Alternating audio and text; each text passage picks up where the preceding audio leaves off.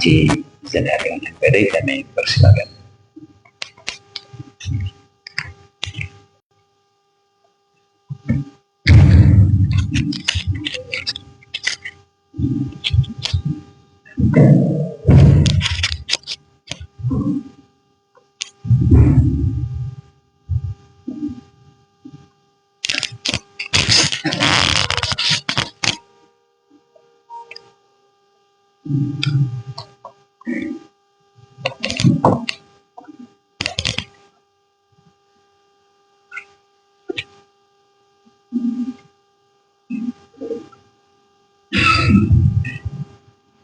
A'udzubillahi minasyaitonirrajim. Bismillahirrahmanirrahim.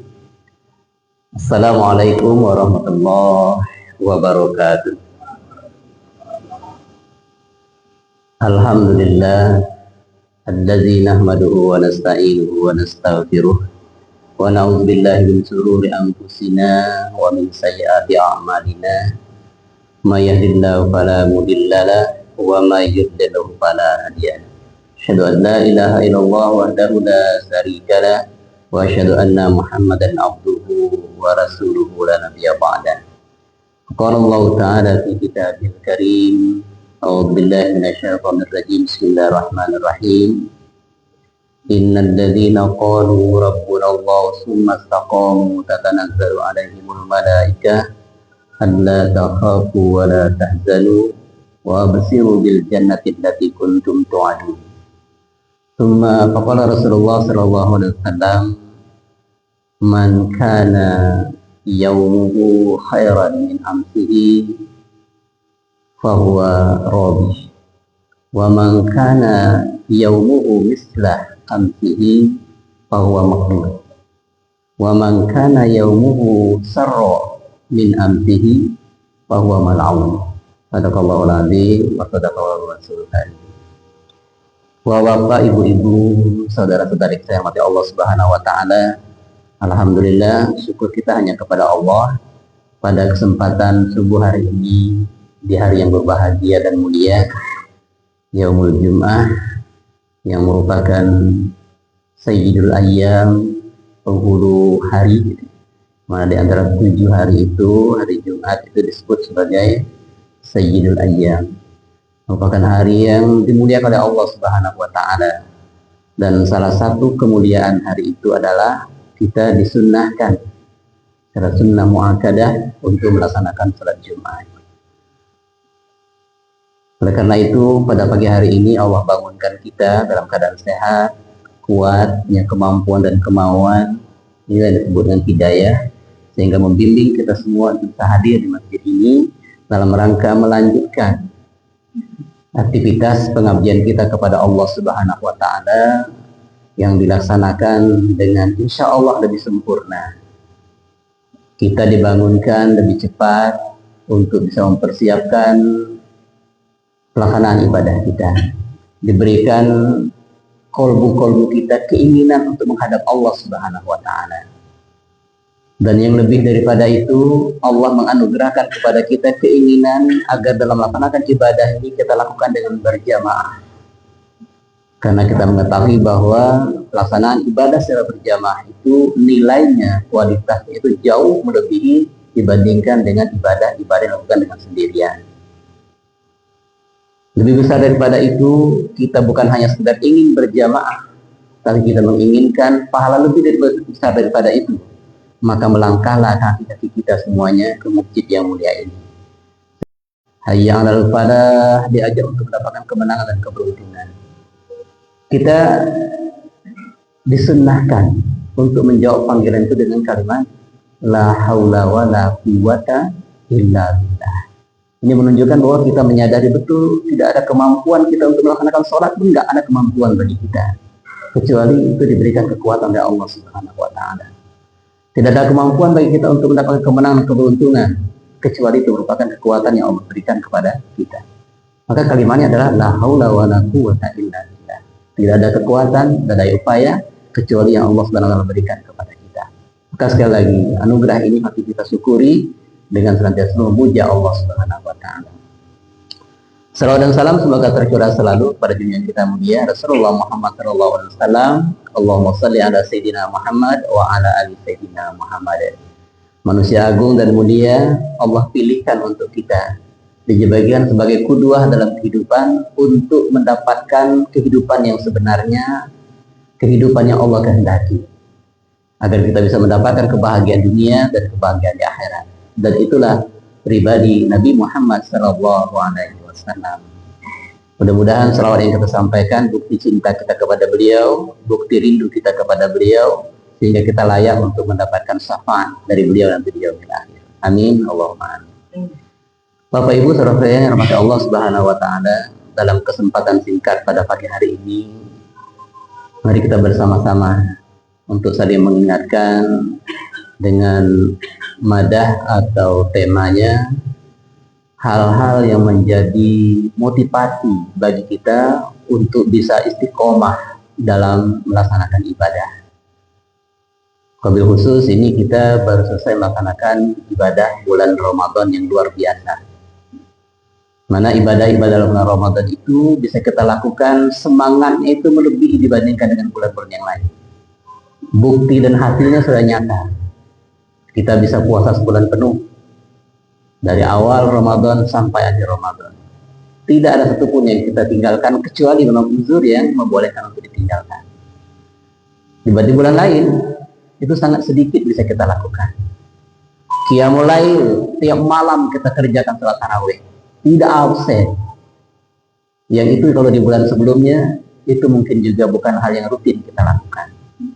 Tilawah Quran, luar biasa.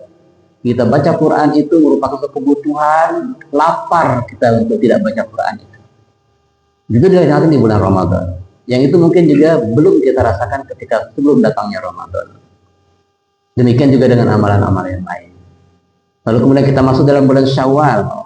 Syawal ini sering disebut dengan makna secara umum, yaitu Syawal itu artinya peningkatan. Kalau kita hubungkan peningkatan dari bulan Ramadan ke bulan Syawal, itu mungkin suatu hal yang sangat berat untuk bisa kita cerna. Tetapi kita harus memahaminya bahwa Syawal itu maknanya adalah peningkatan yang bisa kita lihat parameternya itu adalah dengan perbandingan sebelum Ramadan. Sebelum Ramadan, lalu kemudian kita ditempa dan dilatih selama Ramadan, maka peningkatannya akan kelihatan setelah bulan Ramadan. Sederhananya, sebelum Ramadan itu bulan Sya'ban. Bulan Sya'ban itu kita mampu melaksanakan ibadah puasa sunnah, katakanlah 3 hari dalam sebulan. Maka di bulan Syawal, itu kita disunnah untuk melaksanakan puasa 6 hari di bulan Syawal. Artinya ada peningkatan dari 3 hari menjadi 6 hari. Sebelum Ramadan, di bulan Sya'ban itu kita melaksanakan Qiyamul Lail, ya, salat tahajud, itu mungkin seminggu sekali atau 2 minggu sekali. Setelah dilatih di bulan Ramadan, maka ada peningkatan di bulan Syawal, itu menjadi 3 atau 4 kali dalam sepekan. Sebelum Ramadan, kita tilawah Quran, itu barangkali cuma selembar atau 2 lembar sehari.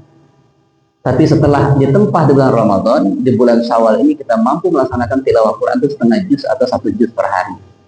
Ini disebut dengan peningkatan. Ya, jadi parameternya itu adalah bulan sebelum Ramadan dan evaluasinya itu adalah bulan setelah Ramadan. Maka dikatakan Syawal, peningkatan. Nah, oleh karena itu Bapak Ibu sekalian, kita bisa mengevaluasi diri kita masing-masing tentang kondisi diri kita sebelum Ramadan dengan kondisi kita setelah Ramadan. Kalau betul meningkat, maka betullah kita berada dalam Syawal, dalam peningkatan. Ini jangan sampai salah memahami saya gitu ya. Nah, kalau kita ingin mengatakan peningkatan dibandingkan bulan Ramadan, saya kira itu hal-hal yang sangat bukan mustahil, tapi sangat berat untuk kita lakukan. Ya. Kalau yang maksud adalah peningkatan dengan perbandingan bulan Ramadan, otomatis Ramadan terlebih utama dibandingkan dengan bulan Syawal. Ya. Ibadah dalam bulan Ramadan terlebih bersemangat dibandingkan dengan bulan Syawal. Nah, Bapak Ibu rahmati Allah Subhanahu wa taala, ada beberapa hal motivasi yang harus ada dalam diri kita sehingga kebaikan-kebaikan dan ibadah kita dalam bulan Ramadan itu bisa istiqomah.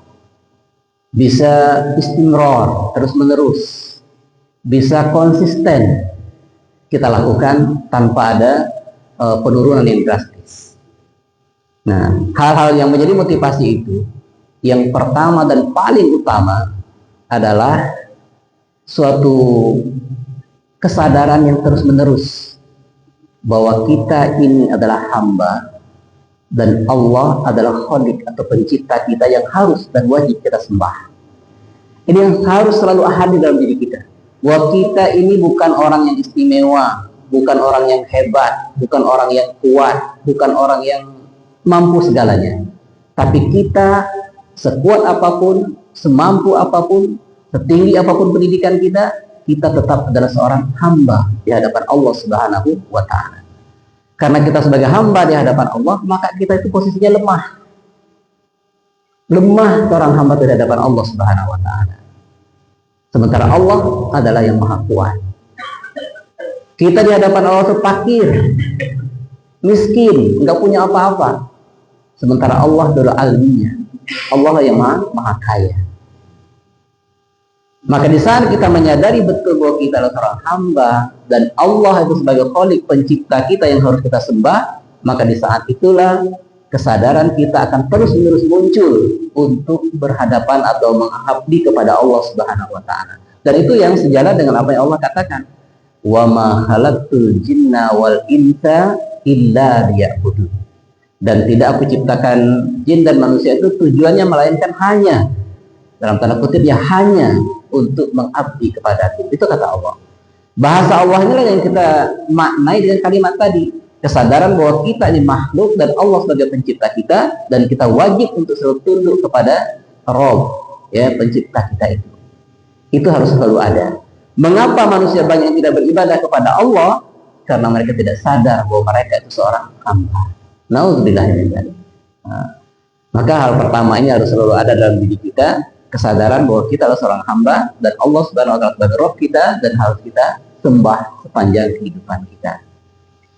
Kemudian yang kedua, Bapak sekalian rahmat Allah Subhanahu wa Ta'ala, kita harus menyadari selalu bahwa keberadaan Allah Subhanahu wa Ta'ala itu mengetahui apapun yang kita lakukan, dimanapun, kapanpun, dan dalam kondisi bagaimanapun juga. Allah bersama kita dalam keadaan kita sendirian ataupun kita bersama-sama. Allah mengetahui kita di saat kita dalam rumah ataupun di luar rumah. Allah mengetahui kita dalam keadaan senang ataupun dalam keadaan susah. Allah mengetahui kita dalam keadaan melakukan kebaikan apalagi melakukan keburukan. Tidak ada tempat bagi Allah, ya bagi kita, melainkan itu diketahui oleh Allah Subhanahu wa Ta'ala.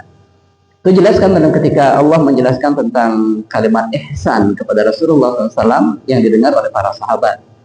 Ya, ketika malaikat yang diutus oleh Allah Subhanahu wa Ta'ala untuk mengajarkan para sahabat menjelaskan tentang ihsan, maka Rasulullah mengatakan bahwa ihsan itu kamu anta'budullah, kamu beribadah kepada Allah Subhanahu wa Ta'ala seakan-akan kamu melihat Allah Subhanahu wa Ta'ala. Dan kalau kamu tidak mampu melihat Allah, kamu tahu betul bahwa Allah yang melihat kamu. Ya, ini artinya dalam diri kita harus ada kesadaran untuk ihsan dalam melakukan semua amal perbuatan kita. Nah, kesadaran ihsan inilah yang kemudian membuat kita tidak akan pernah lemah dalam melaksanakan motivasi ibadah kepada Allah Subhanahu wa Ta'ala. Sehat kita bersemangat kita beribadah. Sakit pun kita akan bersemangat dalam beribadah. Lapang kita bersemangat dalam beribadah, sempit pun kita dalam keadaan tetap semangat dalam beribadah. Punya kita, kaya kita, bersemangat dalam beribadah, dalam kondisi kekurangan dan miskin pun kita tetap dalam istiqomah dalam ibadah. Kenapa? Sekali lagi, dalam kondisi bagaimanapun Allah Subhanahu wa Ta'ala itu terus mengamati, melihat, menaungi kita semua. Ini juga harus ada yang kedua, Bapak sekalian, selalu merasa diawasi oleh Allah Subhanahu wa Ta'ala, atau yang sering kita sebut dengan muraqabatullah, gitu ya, pengawasan langsung dari Allah Subhanahu wa Ta'ala. Yang ketiga, ini dikuatkan suatu kesadaran bahwa Allah Subhanahu wa Ta'ala itu mengutus malaikat untuk selalu mengiringi dan mengikuti kita. Jadi kalau bahasa Allah melihat dan mengawasi kita itu langsung dari Allah Subhanahu wa taala, tapi di sisi lain Allah ada mengutus para malaikat yang kalau kita coba untuk mendefinisikan tugas malaikat yang dua selalu mengikuti kita itu adalah untuk mendokumentasikan, administrasikan gitu ya, mendokumentasikan semua amal-amal yang kita lakukan. Sehingga tidak ada satupun amal itu sekecil apapun, melainkan itu tertulis, ada dokumentasinya.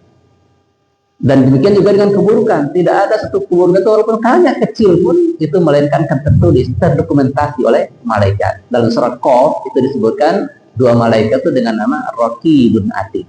Ya, dalam pelajaran kita sebut dengan malaikat Raqib dan malaikat Atid. Dua malaikat ini sangat rapi catatannya, sangat rapi rekamannya, nggak akan ada satupun yang terlewatkan. Kalau kita ini kan lemah lah, jangankan yang setahun yang lalu, misalnya subuh Jumat kemarin kita mendengarkan tausiah, lalu kemudian kita disuruh untuk menyampaikan kembali di sini gitu. Kalau kemarin ustaznya menyampaikan 30 menit, nah kita suruh sampaikan 5 menit aja di sini gitu kan, dengan apa yang disampaikan oleh mereka. Itu jangankan untuk meniru seluruh kata-kata yang disampaikan oleh ustaz gitu kan, makna secara umum saja kadang-kadang kita sudah lupa, baru seminggu. Apalagi kalau kita disuruh memperlihatkan bukti misalnya catatan ketika sekolah masih SD dulu, Pak Arianta, dia lagi ada ke buku SD kan. Oke, SMP nggak ada lagi. Itu karena apa? Karena kita lemah dalam mendokumentasikan. Malaikat, Bapak Ibu sekalian, seluruh aktivitas kita itu ada catatannya. Maka nanti di yaumil akhir itu Allah mengatakan, "Faman ya'mal mithqala dzarratin khairan yarah wa man ya'mal mithqala dzarratin syarran yarah." Sekecil apapun amal ibadah, walaupun hanya sekedar sebesar biji zarah, biji yang sangat kecil hampir nggak kelihatan gitu kan. Bahkan dalam alam modern itu mereka bilang itu biji atom, bukan lagi biji zarah gitu ya. Atom aja nggak kelihatan, apalagi kalau bijinya gitu, intinya. Tapi itu melainkan akan dibalas oleh Allah Subhanahu wa taala dengan kebaikan. Demikian juga dengan keburukan. Dari mana itu semuanya? Dari catatan malaikat Raqib dan Atid. Nah, Bapak Ibu, ketika kesadaran ini hadir dalam diri kita, insya Allah kalau ada peluang kebaikan walaupun kecil pasti akan segera kita ambil. Dan kalaupun ada peluang untuk melakukan kejahatan, itu pasti akan kita tinggalkan. Karena kita menyadari bahwa ada malaikat yang akan mencatat itu semua. Ini motivasi yang ketiga. Kemudian motivasi yang keempat, agar kita selalu istiqomah dalam kebaikan dan ibadah itu adalah kesadaran. Ini semuanya kesadaran ya, kesadaran. Kesadaran bahwa kita seorang hamba, kesadaran bahwa Allah selalu melihat kita, kesadaran malaikat akan selalu mengikuti kita, dan yang ketiga adalah kesadaran bahwa waktu kita terbatas. Waktu kita terbatas. Dalam Quran Allah mengatakan, walikulli ummatin ajal, fa idza jaa ajaluhum la ta'khiruna as-sa'ah wa la yastaqdimun. Masing-masing umat, masing-masing manusia itu ada batasnya. Batas kehidupan yang disebut dengan ajal. Fa idza jaa ajaluhum, apabila ajal itu sampai kepada mereka, la ta'khiruna as-sa'ah, maka tidak bisa diakhirkan, ditunda walaupun hanya sekedar sesaat atau sedetik pun. Wala yastaqdimun, dan juga tidak bisa diawalkan, tidak bisa dimajukan walaupun hanya sekedar satu detik atau sesaat pun. Jadi waktunya itu betul-betul saat, ya. Betul-betul satu lebih pendek waktunya daripada kata detik yang kita sebutkan. Ketika saat itu datang, maka selesai dalam kehidupan kita. Waktu kita, kata Rasulullah, 60-70 tahun. Itu rata-rata.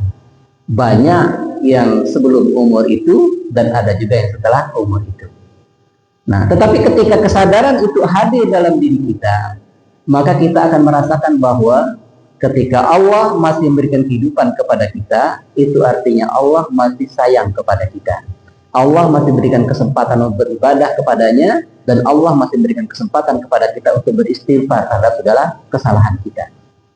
Kalau mata ini sudah ditutup, napasnya sudah berhenti, itu maknanya amal sekecil apapun tidak bisa kita lakukan lagi. dan kita pun tidak bisa beristighfar mohon ampun kepada Allah Subhanahu wa taala. Bapak Ibu rahmati Allah Subhanahu wa taala, oleh karena itu, karena kita menyadari betul waktu kita terbatas, maka kita akan memanfaatkan seluruh waktu yang Allah Subhanahu wa taala berikan kepada kita. Pasti itu akan terjadi. Orang yang menghargai waktu dan tahu pentingnya waktu, dia akan memanfaatkan waktu itu sebaik-baiknya. Dia melaksanakan ujian besok pagi. Dia tahu waktu tinggal 1 hari lagi. Maka 1 hari itu sangat bermakna bagi dia untuk mempersiapkan ujian itu. Maka di saat kita mengetahui bahwa besok kita akan mati, akhir kehidupan kita, maka kita hari ini akan selalu dengan konsekuen, dengan komitmen, dengan segala kekuatan untuk melakukan ibadah, untuk melakukan ketaatan kepada Allah SWT. Maka hadis Rasulullah SAW mengatakan bahwa kita itu harus beribadah seakan-akan bahwa kita itu akan mati besok pagi. Itu maknanya adalah bahwa kita memanfaatkan waktu yang Allah berikan itu dengan sebaik-baiknya untuk ketaatan kepada Allah Subhanahu wa taala. Ini motivasi yang keempat, Bapak Ibu. Menyadari bahwa waktu kita sangat terbatas dalam melakukan kebaikan. Dan yang terakhir, yang harus ada dalam diri kita untuk bisa istiqomah dalam melakukan kebaikan dan ibadah itu adalah selalu mengingat akan janji-janji dan ancaman Allah Subhanahu wa taala. Ini yang kelima.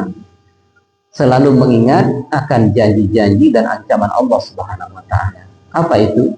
Janji-janji Allah itu adalah janji-janji kemenangan, janji-janji kesejahteraan, janji-janji kesenangan, di mana Allah mengatakan bahwa kalau kita beribadah kepada Allah, tunduk kepada Allah, kita dalam hidup ini saja sudah diberikan suatu kemuliaan oleh Allah SWT. La takhafu wa la tahzan. Tidak ada rasa takut dan tidak ada rasa kekhawatiran di saat kita istiqomah dalam beriman kepada Allah Subhanahu wa taala. Artinya, kehidupan dunia ini akan menjadi tenang untuk kehidupan kita.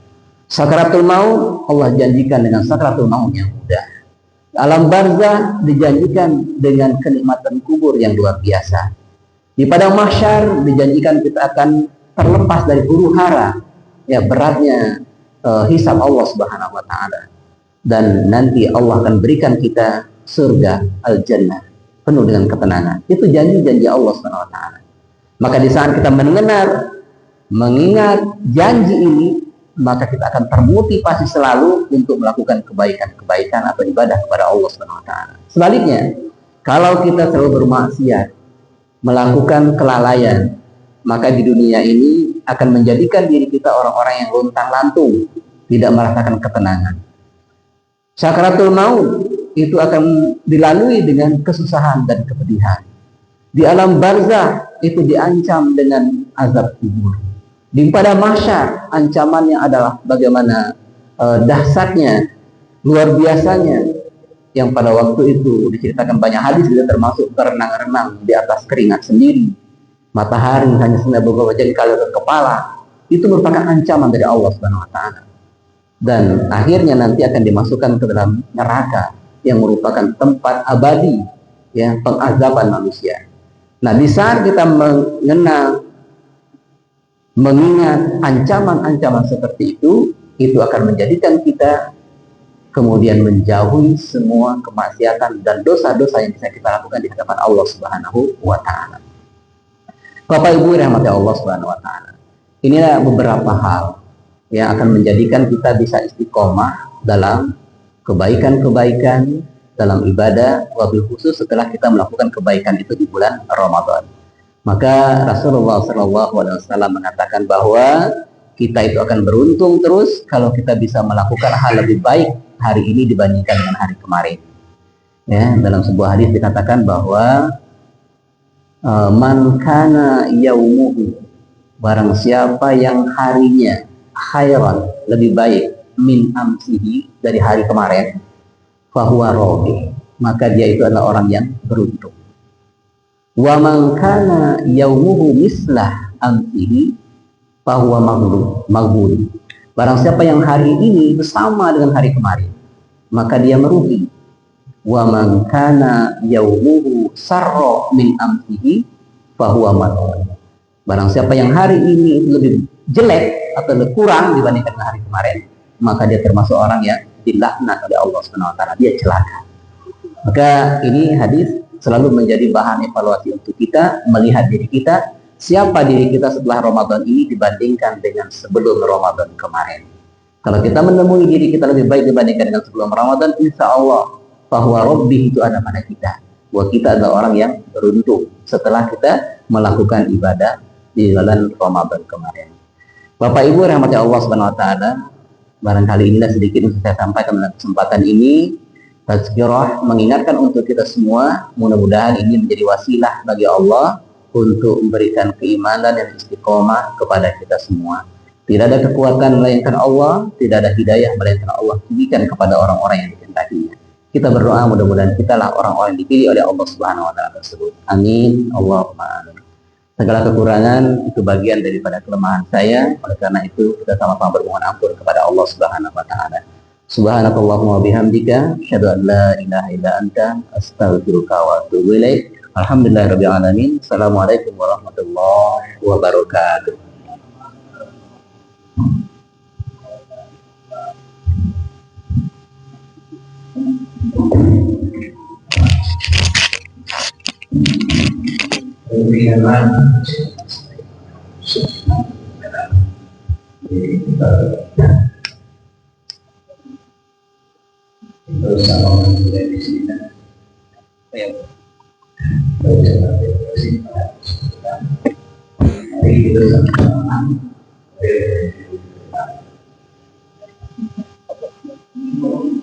Sallallahu alaihi wasallam.